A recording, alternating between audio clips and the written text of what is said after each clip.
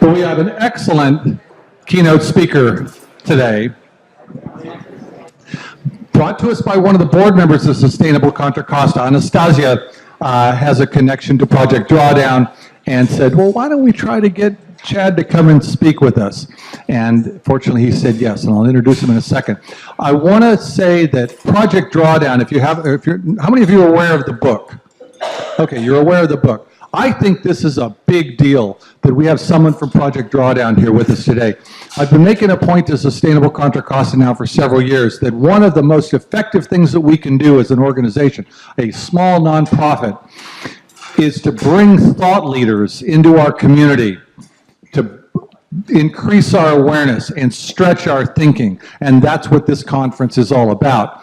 And in that context, I read in the news, I think it was in Time Magazine or something like that, but I definitely heard on the radio too.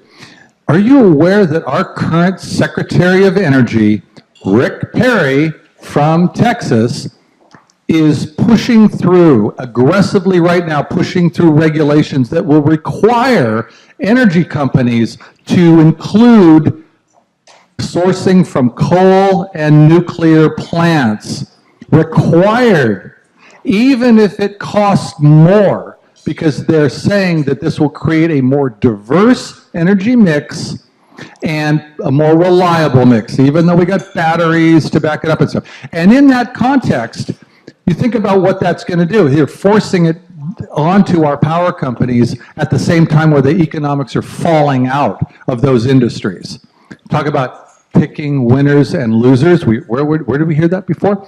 So, on that happy note, I'd like to introduce Chad Frischmann from Project Drawdown, the Vice President and Senior Research Director for Project Drawdown, connected with Paul Hawkins' great book, Drawdown. Thank you for coming, Chad. Thank you. Thanks so much for having me today. I'm really pleased to have the opportunity to introduce you all to Project Drawdown. So I got a good sense of the audience. There's a few people here who have actually heard of the organization in advance. That's great. But for those of you who don't know about Project Drawdown, I'm going to start with a quick definition of what drawdown actually means. Drawdown is a point in time when concentrations of greenhouse gases in the atmosphere begin to decline on an annual basis. It's that point when we start to take out of the atmosphere more than we're putting in. Hello?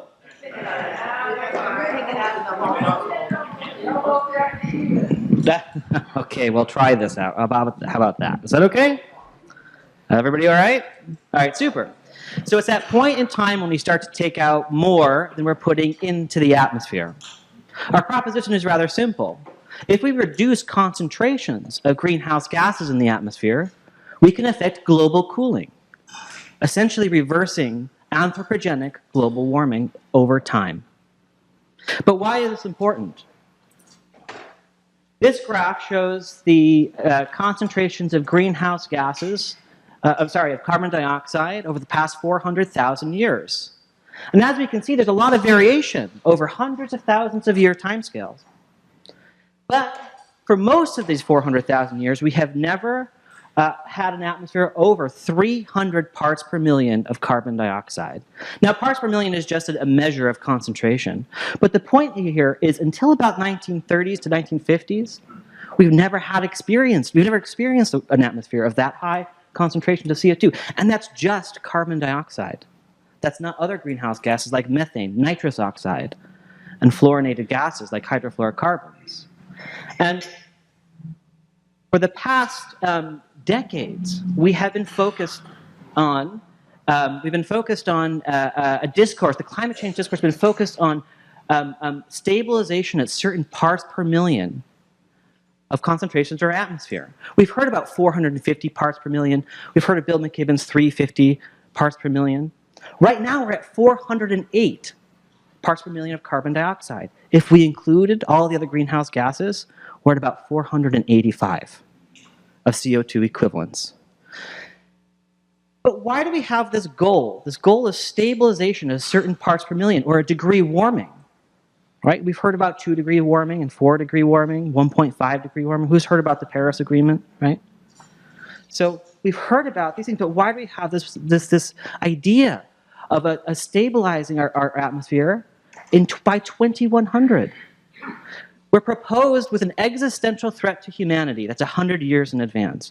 We are a species that has not evolved to be able to understand and act upon existential threats that far in advance. We can hardly deal with 3 to 5 years of our personal lives, right? And with technology today, we can hardly deal with 6 months.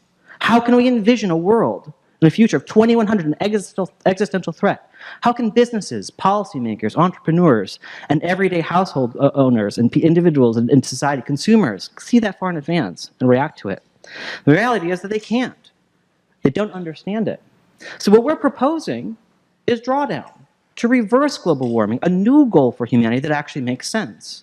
It's not built around the confusion around stabilization or an existential threat in advance. It's saying we can actually restore carbon to our soils, to recarbonize the planet, take it out of the atmosphere and put it back into the earth through avoiding emissions and sequestering carbon in the atmosphere.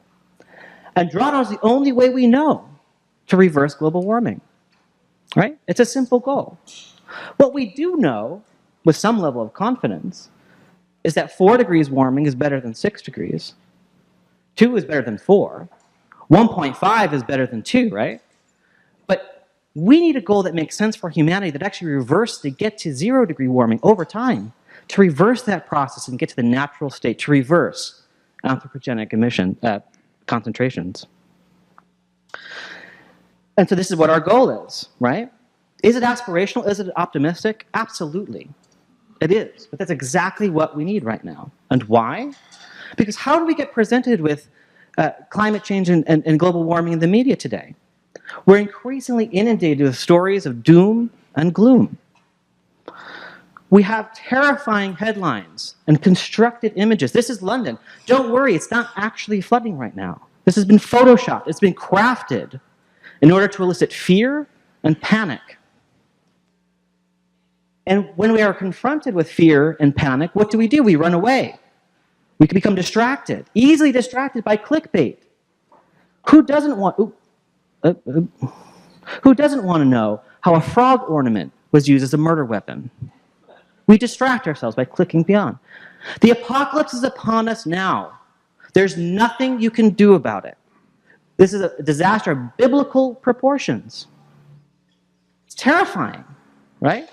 And it comes from an article from the New York Times. New York Times didn't do this. This was taking an article that was a good article from the New York Times and reframing it, rebranding it to elicit fear and disempowerment. There's nothing you can do except stock up on discounted wine and order takeaway. But adding together the confusion around stabilization, about the climate discourse in science, with fear and with disempowerment, this leads to apathy, an acceptance of the status quo, right? And as we know, fear and apathy and confusion, these are tools of oppression, okay? These tools that allow business as usual to function.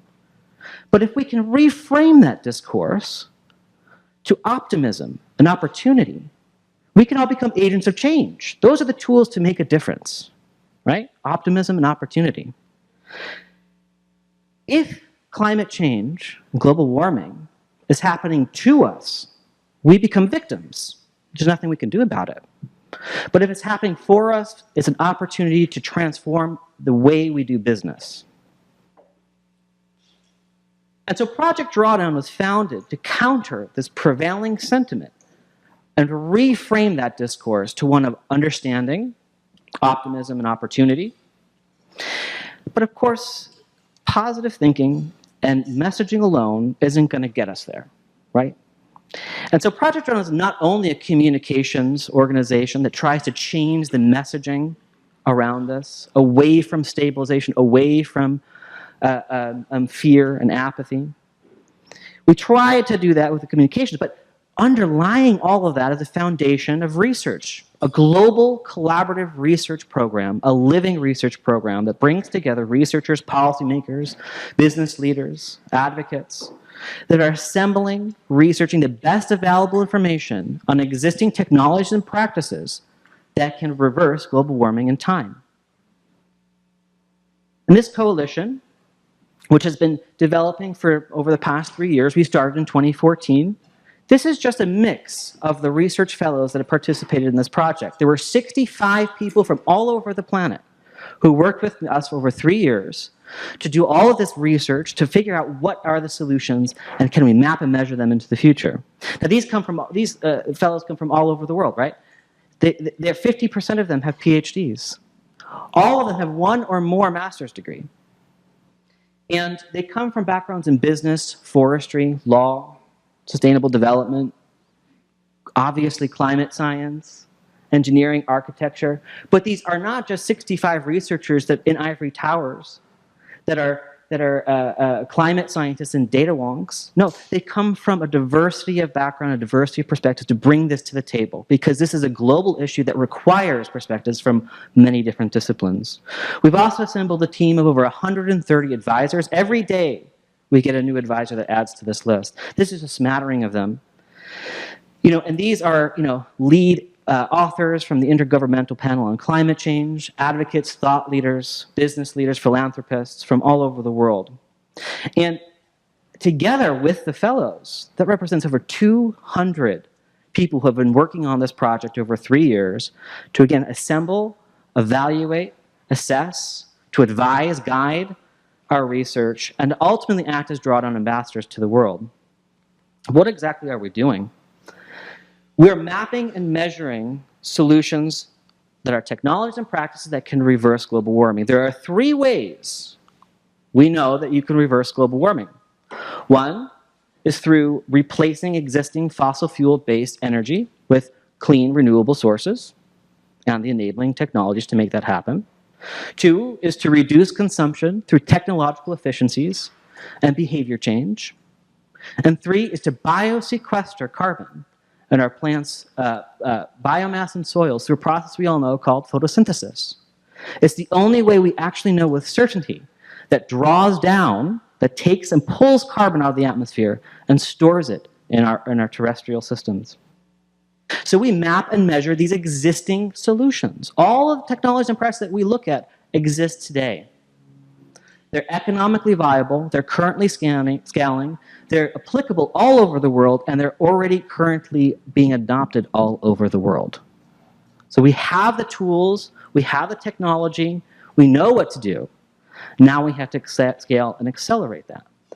And so that's what we try to do. We try to map and measure what these technologies and practices could look like over the next 30 years, up to 2050. And is it possible to achieve drawdown by that time? And those fellows that you saw, they spent tens of thousands of person hours collecting thousands upon thousands of data points from all over the world, from many studies, peer-reviewed, reliable, widely cited data sources to include into our models, to evaluate them. Now, I'm going to go into a little bit of our models and methodology because I am the research director, so you have to bear with me.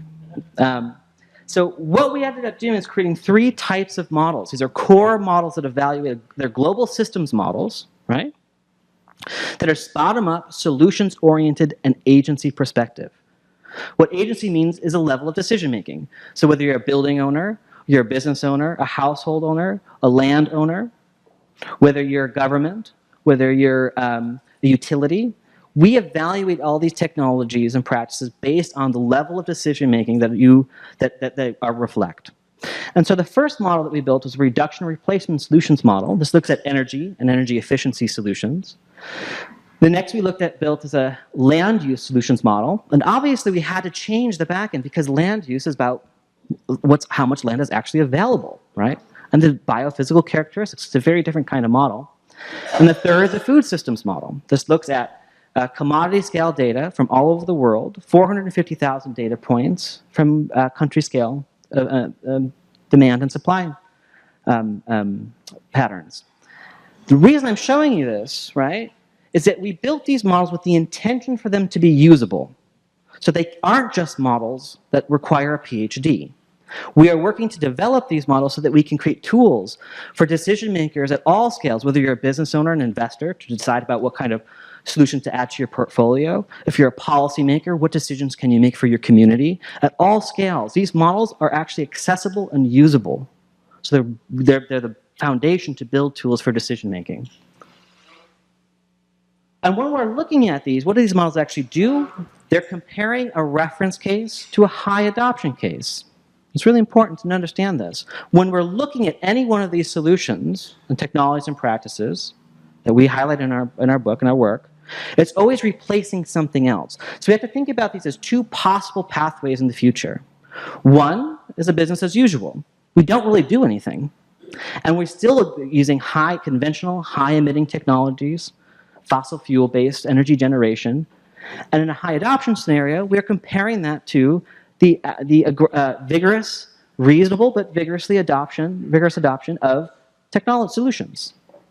And we evaluate three different scenarios. We call a plausible scenario, it's our most conservative, a drawdown scenario, which achieves drawdown by 2050, and an optimum. This is our sort of fairy tale land if everything were to change and all of the conventional high-emitting technologies were replaced fully by solutions in 2050.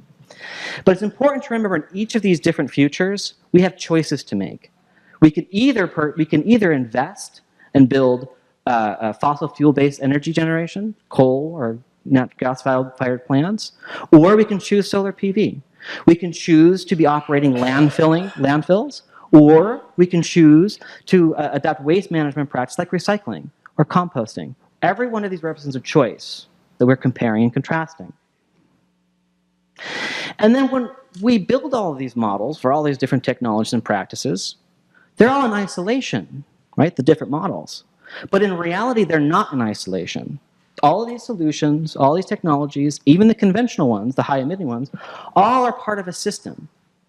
We think about sectors, right? Those are subsystems.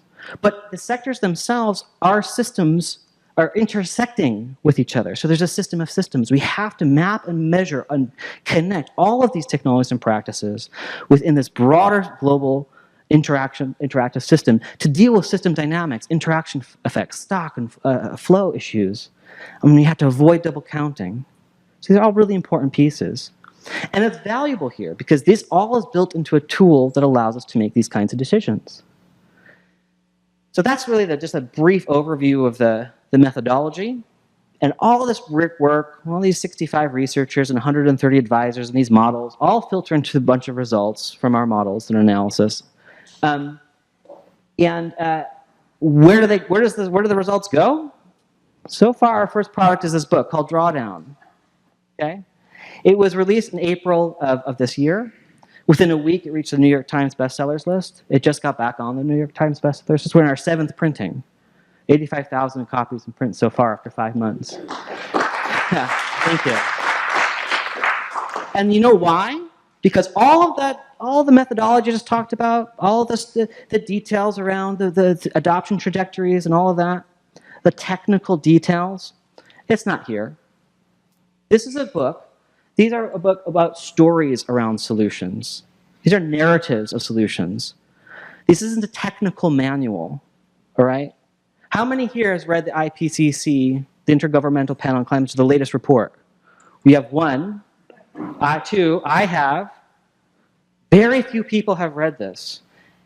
Our book, it was created by intention to be a book that is accessible to everybody. People will actually want to read it. This is an example of one of the spreads about rooftop solar. Here's the thing. These numbers right up here, the top right corner, those are our model results. Some of them. That's it. This little impact statement right here, I wrote them. Right? The rest of this is all written by our writing team. Our research informed it, of course. But this isn't a technical manual. This is the kind of book you could bring to a park on a Sunday afternoon and enjoy your day. This is the kind of book you could read before bed and not have a nightmare. How many books about climate change or global warming can you say that? How many? None. 0. Exactly. But you can with this book. This book is meant to be engaging, empowering, and to present opportunities for change, not to be a book that's mired in technical details or all the stuff that I just talked about. Don't worry, we present all that stuff on our website, so it's accessible. If you want to dive in, you can dive in. But that's not what the purpose of this book is. So I want to go into a few of the solutions. I can't obviously go through all 80 of the solutions that are presented in the book, existing solutions that are in the book. We don't have enough time, so I want to just cover a few of them and highlight what we're actually showing here. This is offshore wind turbines. One point here to mention is this is not photoshopped. We do not craft images. We can't be in the business of creating images to evoke emotions. We want to show images that are engaging and empowering, of course. But this is a real image. We're not going to craft anything here. So what are we actually presenting? What is the value of the results that we present here? Well, first of all, we have the ranking of solutions. Right? These are technologies and practices, and how do they get ranked? They get ranked by the total amount of emissions that they either avoid and or sequester over the 30-year time frame of the study. So wind offshore reduces 14.1 gigatons of CO2 equivalent. So we've made it a CO2 equivalent, so we've converted all the different greenhouse gases that could be emitted into a common unit so we can be compared. And that's what this ranking is, 22. I'm not going to try to describe what a gigaton looks like. I can't conceive of it myself. It is huge. Okay? I mean, there's someone says it's about 144,000 Olympic-sized swimming pools. I can't imagine what that looks like, to be honest. But that's a big number. So 14.1 gigatons over 30 years. We also show the net first cost, the net implementation cost, for $542 billion for offshore wind turbines. Now, that is, again, a comparison between the reference case and the high adoption case, the plausible scenario in this instance. What does it mean? It's the marginal first cost. It's the additional cost that we would have to spend anyway if we could either spend it on coal or gas-fired plants, or we can invest in offshore wind turbines. We only have to pay $542 billion more. It sounds like a big number, but this is over 30 years, and it's the entire world. So if you break it out over that time period and over the entire world installations, it's not that much. But if we look at the net operational savings, $763 billion, that's how much money we're saving by investing in wind instead of coal. So do the math. We invest 542 and we save $763 billion. It's simple, right? We also want to be getting rid of the paradigm that these technologies and practices are only available or only relevant to high-income urban environments. When we think about rooftop solar PV, what do we all think of? What do we see in our minds? A warehouse? In an urban center? Covered in panels? That's what we think about. That's what we see every day. And so we think that these technologies and practices are for urban environments, but they aren't. They're applicable all over the world, whether you're rural or urban, high income, low income. They can be for developing countries. This is a household, this is a woman in Lake Titicaca living on a straw island on Lake Titicaca, receiving her first rooftop solar PV. Okay? Before this, she was using kerosene for her cooking and her lighting. Imagine using kerosene on a straw island. Now she's replacing the solar PV so it provides resilient energy generation and safety for her family. And we have to think outside the paradigm around just electricity generation. When we think about global warming, we think about climate change, we think about coal, we think about natural gas, we think about electricity, right? But it's also about how we move around in the world, right? We know this, probably, but every time we drive around in an internal combustion engine, it's exactly that. It is a combustion engine. It's combusting fossil fuels. And there are alternatives. So we make choices every day about whether or not we want to bike, using an electric bike, or using a regular bike. And this is different levels of agency as well. Individuals can make those choices, but cities, municipalities can make choices to invest in bike infrastructure, in mass transit infrastructure, and to make it accessible, usable, and incite consumers to use them. So there's different ways, different levels of agency, different decision making that can happen to propel a lot of these solutions forward. Telepresence, how we move around in the world, right? What is telepresence? Telepresence is just using technology to communicate, using the internet over long distances. This guy right here is in the Czech Republic, and this guy is in the United States, right? And this is pretty basic telepresence technology. So instead of traveling on a plane over long distances to have a meeting, how many business people do this? every day. Every day they travel all over the world. And it's a lot of emissions just from that, resulting from those travels. If we can just do this, these little machines right here can move around the office. It's great. Moves around the office. You can have conversations. Even they have some that can sit at board meeting desks. So you can be around one of these tables, and the machine will sit down, and it will move around and speak with everybody at the table. It's pretty cool. Pretty cool. And in 10 years, the technology is going to improve dramatically. Dramatically. Where we can all be doing business anywhere around the world at any point without ever having to leave our offices and even our homes. So remote working is also going to be an option, and very easy option in the future. But look at the reduction. Almost 2 gigatons reduced from telepresence. It's amazing. And look at the cost. We save $1.3 trillion in operational savings. That's plane tickets and fuel. That's how much gets saved for a cost of $127 billion. It's an astounding investment. But we also have to think beyond transportation and buildings and electricity and energy overall, and start to think about how we are producing our food. Right? So this is what Drawdown really actually contributes a lot to this discussion, because we're not just sort of energy systems model that we see a lot of. We try to incorporate that land element, that land model that I talked about. So this is managed grazing. What's astounding is the way we do business now with grazing is a net emitter of carbon and methane from grazing.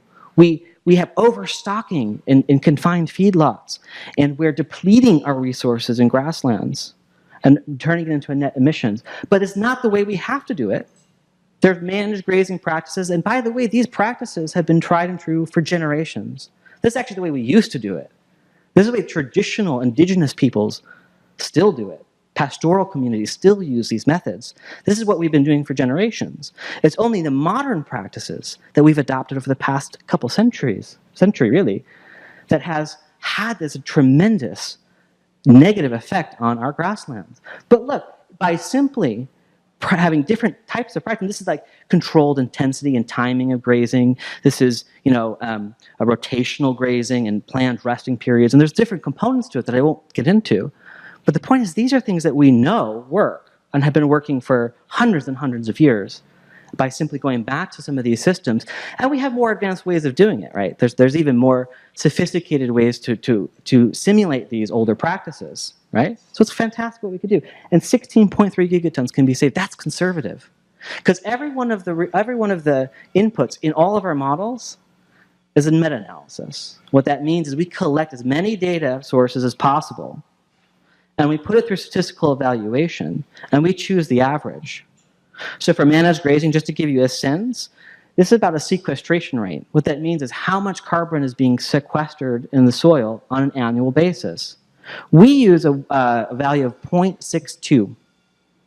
There are data that goes up to 3 tons, it's 0.62 tons per hectare of land. There's some values that go up to 3 tons of carbon per hectare. We choose the very conservative value. So this is an at least case. It's probably a lot more. Regenerative agriculture. Again, these are practices that we have tried and true. All right?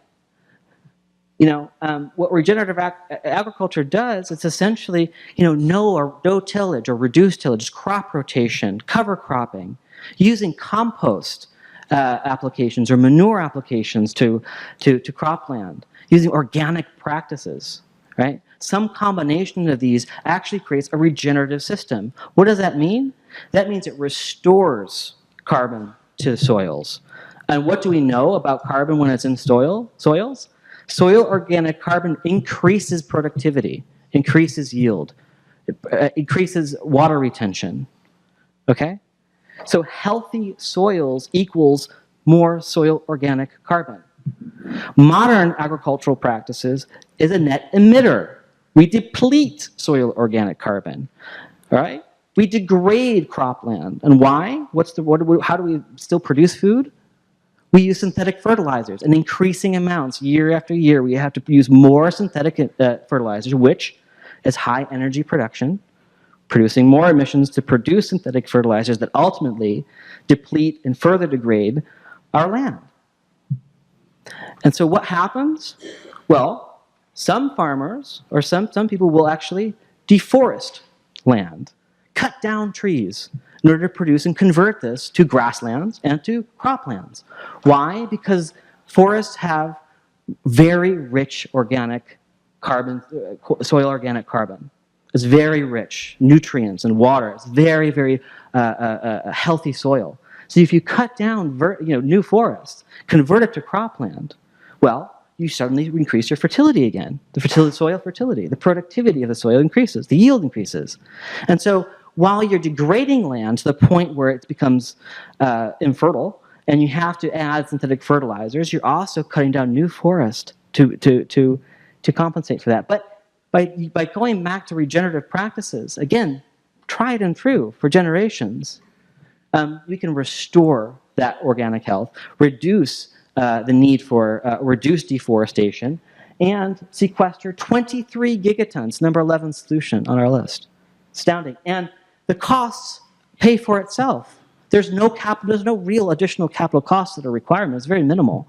And the yield increases are so much so that the profits from the yield, the increased yield, make it a worthwhile investment.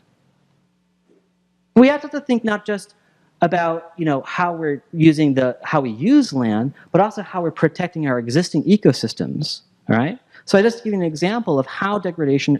One reason why degradation occurs to convert to grassland or cropland. There's also for timber, as we know, right, and other resources, minerals, and so on. That ecosystems like coastal wetlands and forests all over the world and peatlands are being degraded for their resources. But if we can protect them, all of these are essentially carbon sinks, right? So through the process of photosynthesis, we store carbon into soil and biomass. They become sinks, safeguards of those carbon, right? So we not only avoid the degradation effect, but we also can save and protect a tremendous amount of carbon for here. So here's forest protection. And as you can see here, we have 892 gigatons of CO2 equivalent that is safeguarded, secure, stored by protecting our carbon sinks in forests.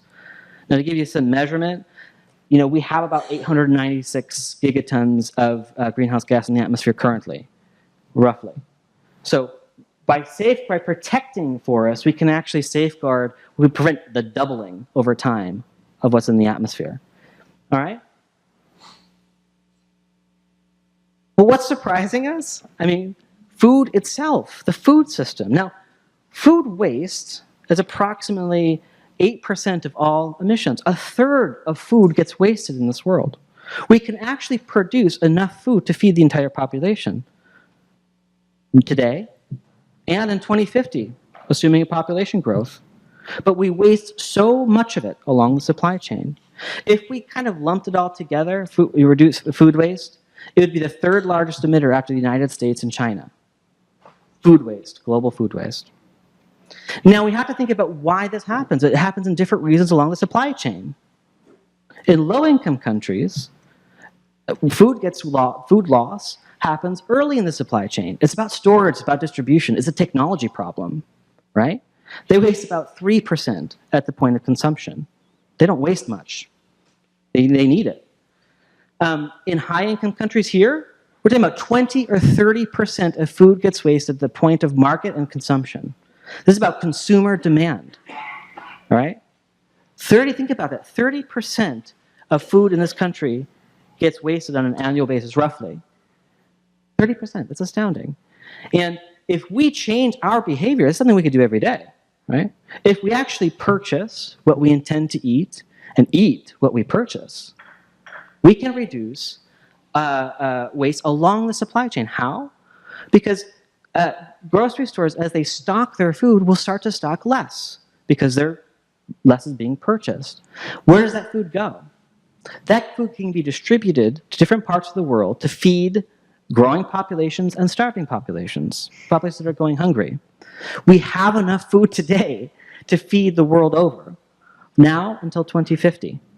And so decisions we make at the point of consumption, and decisions that we make to improved technology in low-income countries for storage can solve all of our food problems without having to cut down any more forests. We currently produce enough without cutting down any forest. So when you look at this number of 70 gigatons, number 3 on our list, is not only the avoided production on new cropland, it is also the avoided deforestation that would be required to feed the growing population in the future. What we do today and how we make our consumer choices has impact for the next 50 years. And it's easy to do, actually. Just eat way too. Fine. And then number 4 solutions, guess what, is plant-rich diet. Again, food, right? Again, consumer choice. Now, this is not a vegetarian diet. It's not a vegan diet. Don't worry, meat eaters, you're okay. This is about eating a healthy amount of meat, reducing our meat consumption overall, and also reducing how much food we eat in total overall. High-income countries eat approximately 36 calories per capita per day. 3,600 calories. Sorry. Imagine that, 3,600. I can't even imagine eating that much food, to be honest. In low-income countries, exact opposite, right? They're consuming less than a healthy diet. What do we define a healthy per capita day diet? About 2,200 to 2,500 calories per day. It's still pretty high, but it's healthy, right? So what we're modeling here is the reduction in high-income countries of overall consumption and the raising of consumption in low-income countries to healthy levels. Again, this is about creating a healthy global population where everybody is fed a healthy amount and consuming a healthy quantity of meat and more plants. A plant-rich diet for everybody around the planet. And the results, again, are about avoided deforestation and avoided production. We don't need to be producing all of this. We can still feed the world with what we make today if we eat less in this country and waste less. Educating girls. Yeah? Around the world, yeah. Who would have thought, right? Who would have thought educating girls, right?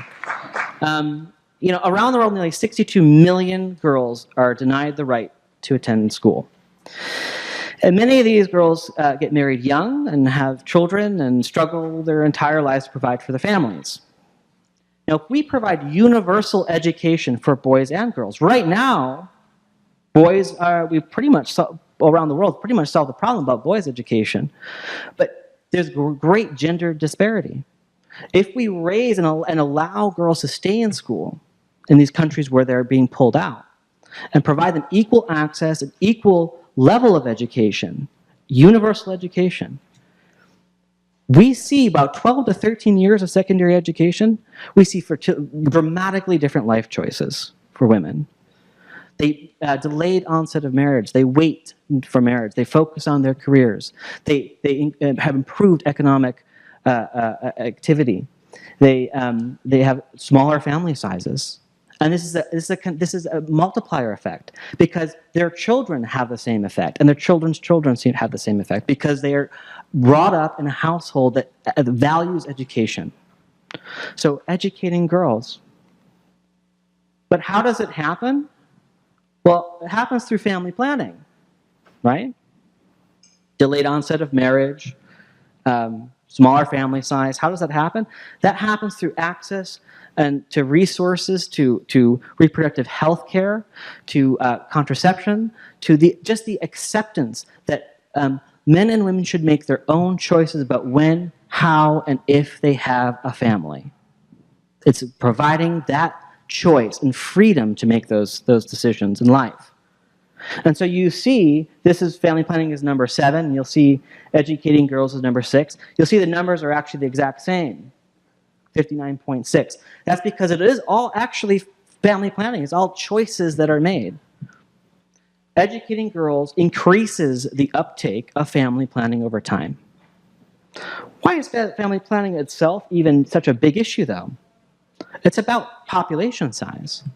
The UN population estimates that by 2050, in a high population scenario, about 10.7 billion people. In our medium scenario, that they estimate, 9.6. That's 1.1 billion people different. And what do they attribute that to? For a number of reasons, but principally through family planning mechanisms. If we have an aggressive and open availability of family planning around the world, high-income countries and low-income countries, that happens in this country too, denial of access to family planning. If we have that open, then we can have a population of 1.1 billion less people. That's less cars, less electricity generation, less food that's required, less of everything that is needed for those population, for the increased population. And if you do the math around what that would be, it's 120 gigatons.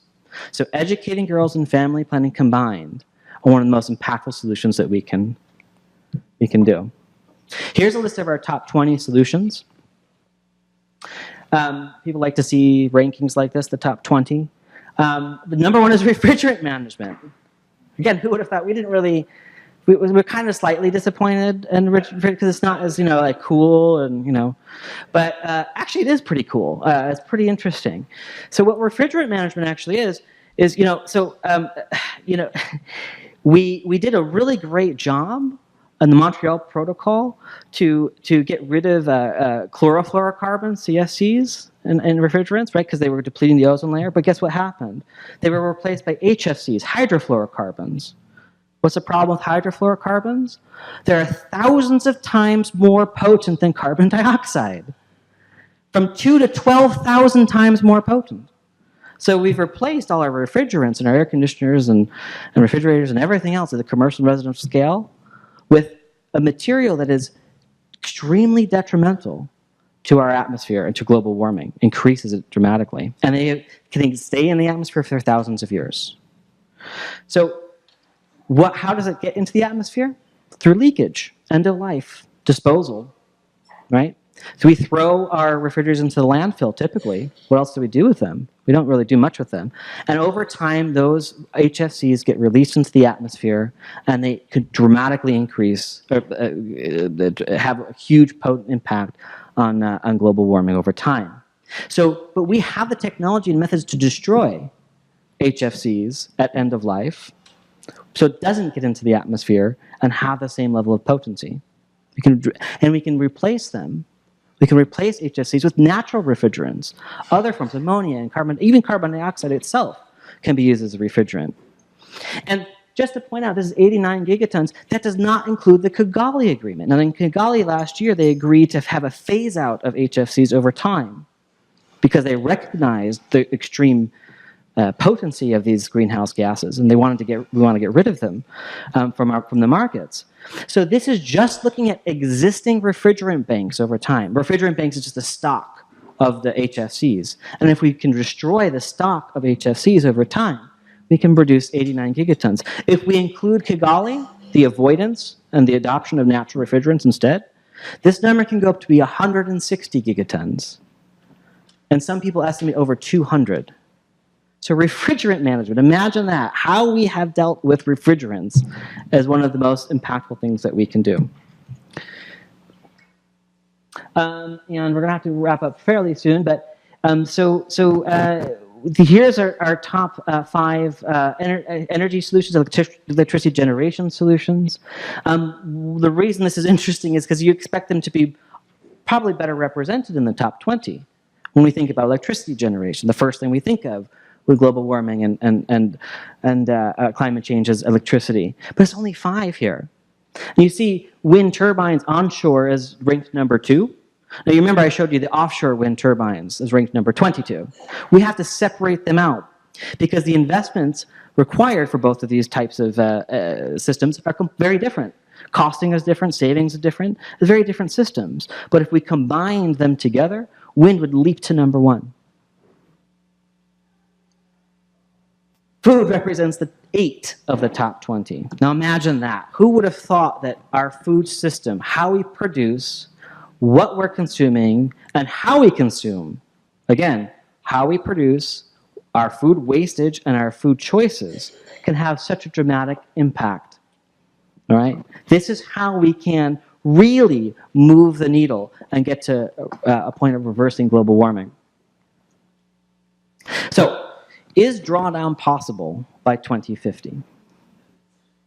And the truth, our data, our math says yes, it is possible.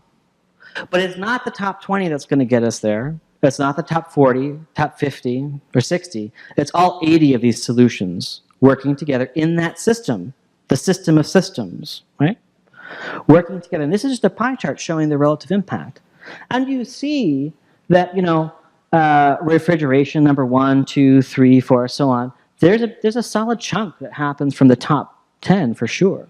But you need all of them to get there, right? The great thing is these all already being implemented. Remember, I told you they're already scaling. They're already economically viable. For the most part, economically viable. So, but why are they scaling right now? Most of the time, it has nothing to do with global warming. These are solutions we would want to be implementing whether or not global warming was a challenge. When we deal with refrigeration, this is about how we manage our waste, right? Wind turbines and all the energy solutions about resiliency, abundant, clean, resilient energy, and avoiding air pollution. When we talk about food waste and plant-rich diets, it's about feeding the world a healthy diet and making food accessible to everybody. When we're thinking about educating girls' family planning, that has nothing to do with global warming, I'm sorry. It has to do with human rights. It has to do with gender parity. It has to do with equity and economic growth. That's what that has to do with. When we think about regenerative agriculture, tree intercropping, agroforestry solutions, this is about healthy soils. It's about increased food productivity. It's about avoiding destroying our ecosystems. Protecting our ecosystems, that's not about carbon, right? That's about preserving biodiversity, about preserving the diversity of our planet. It's about our clean air, right? This is all a system that actually is about restoration. It's a system of regeneration. It's transforming our economy and society from exploitation and extraction to restoration and regeneration. And by the way, as we get there, we're also reversing global warming. Thank you.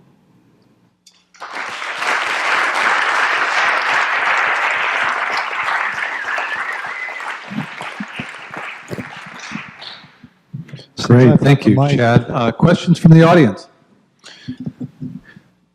Question over here. I guess from everything there, you're talking about obviously changing virtually every aspect of how we run this world. I haven't read your book. Sorry for that. I will. Good. But the question is, I see most of the impediments, not the rational, nor the scientific or the technical, but the political. Yeah. So how far have you gone down the road of addressing that in being able to get us to where we need to go? That's a really good question. So we are a research and communications organization. We're not an advocacy. We're very clear about that. All right? We want to present the tools to enable a movement to form, enable advocates, enable researchers, enable business leaders, enable politicians to make decisions. We do not go out to the world and say, with placards saying this is what you should do, or we don't do petitions, none of that. We're enablers. We create the tools to do so. But that's a really good point. How do we make those changes? And so we do work. We have a coalition of partners that are forming called the Drawdown Coalition. It's built on the collective impact model. So this is about breaking silos, working together in a collaborative manner to make the changes that we need. And that includes advocacy and politicians and policymakers. I mean, for example, Marin County just decided to go drawdown Marin. Officially, the Board of Supervisors agreed unanimously to change their goals for the county to become drawdown Marin. And so now it's fantastic, right? I was in Nova Scotia in Canada a few weeks ago for something called the Pugwash Conference, and they're really excited to start a drawdown hub there to turn the new Pugwash Declaration. For those of you who don't know Pugwash, in 1957, a group of people got together, scientists got together, and had a Pugwash Manifesto about nuclear nonproliferation. This year, they decided to make global warming the existential threat that needed to change. The new Pugwash Manifesto which, by the way, they won the Nobel Prize for nuclear nonproliferation. New Pugwash Manifesto is for Nova Scotia to achieve drawdown by 2025. Right. So drawdown Marin, drawdown Nova Scotia. We're speaking to drawdown Toronto, drawdown Seattle is interested. The University of Washington, Seattle is interested. I mean, they're all on and on and on. We're hearing all over the world about new, and all over the world. We're speaking with people in Australia. We're speaking with people in India to build up to draw down. So that's what we can do, is to enable this to happen and allow our partners to become active. On topic, so go ahead. Yeah. So my question is leading on to that. I'm very happy to see you here, and I assume the fact that you're here means that Contra Costa County is interested in this topic. So the question is more for the any Contra Costa employees here. Drawdown Contra Costa? Is that where that happens? Okay. Okay, so what can we do to help you? I want to, if I could just say here, I actually have, I mean, Mark and I have discussed this a bit, but, you know, I am speaking with folks in sustainable Silicon Valley, Contra Costa, San Rafael, Marin, and a couple other folks, counties. And it's true. What we're trying to do is set up a group of local communities and governments who want to adopt this and create drawdown action plans, building on existing climate change action plans, but turning it from just climate change action to drawdown, right? And so we're building that, and we're helping enable, but it has to come from everyone here. It has to come from the county supervisors, from everybody here who's interested in this topic. It has to come from the ground up, otherwise it can't happen. We just enable. No. Can I have one question? Yeah? My question involved your family planning. Yeah. It was kind of disappointing to see that the women and girls solution was actually the problem, and that educating girls was just a solution for a population control. And that when you said, you know, men and women should have the ability to start making family planning choices, what did that mean and what would that look like? Okay, so first of all, it's not population control. It's about freedom for men and women to make their own choices about when, how, and if they have families. That has nothing to do with population control. We're not dictating how many children people should have. That's not the point. It's about freedom of educating choice. women Freedom of choice. lowers the fertility. No. There's a fertility issue. What we find is that when men and women have 12 to 13 years of education, for example, and have access to family planning resources, we have a tendency to have a smaller family size throughout the world, whenever that happens, right? So what we're seeing a lot of is, particularly in low-income countries, for example, we see a large family size, 7, 8 children in a family, because of lack of education, lack of resources to family planning, and lack of economic development. So what these solve are some other issues, right? But it's about universal education, and it's about gender parity in education, right? And it's about, so I wouldn't say educating girls or family planning or women are the problem. That's obviously not. It's the solution. Male contraception? I'm not going into the business of figuring out what are the particular choices that any individual makes on types of contraception, types of practices, behaviors. That is not what we do, all right? Well, it's not what we're looking at. There are a plethora of different ways that men and women can have choices on how they're engaged in family planning, and that's the point, is to provide access to resources and acceptable choices for everyone to make those freedom of choice, which is not available in both high-income and low-income countries, but particularly in key countries, a lot of certain countries, low-income countries. So it's about creating freedom. Round of applause. Thank you. That was really inspiring.